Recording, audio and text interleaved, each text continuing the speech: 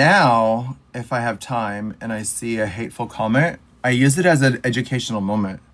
And I'm like, actually, darling, actually, let's talk about this. So you're saying children should not be on puberty blockers. I get it. I understand that thought.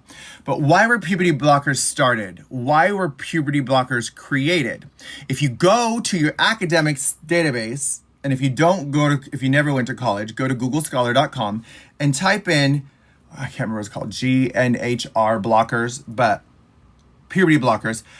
Go back to when they started being used. They were created and used for cisgender children who had early onset puberty. So like if your daughter, for example, is in kindergarten and is 6 years old and starts her menses for whatever reason,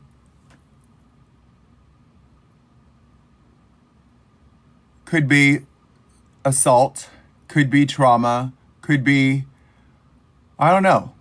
There's a lot of things that cause early onset puberty.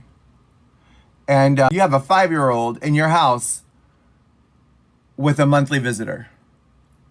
What do you do with that situation? So since the 1980s, literally 40 years ago, they were prescribing puberty blockers to children to pause their puberty. Male puberty, female puberty. And guess what they did? Those cisgender children stopped their puberty blockers when it was time to go through puberty. And guess what also happened? Those girls got pregnant and those men got those women pregnant. Not those women, but it all works. You unpause that puberty and it works. If you just did a little bit of academic research, you would know that our president, I don't want to get political, you would know that on the news programs, you are watching things saying genital mutilation and chemical castration is not true. And you unpause that puberty, and guess what? It starts happening again.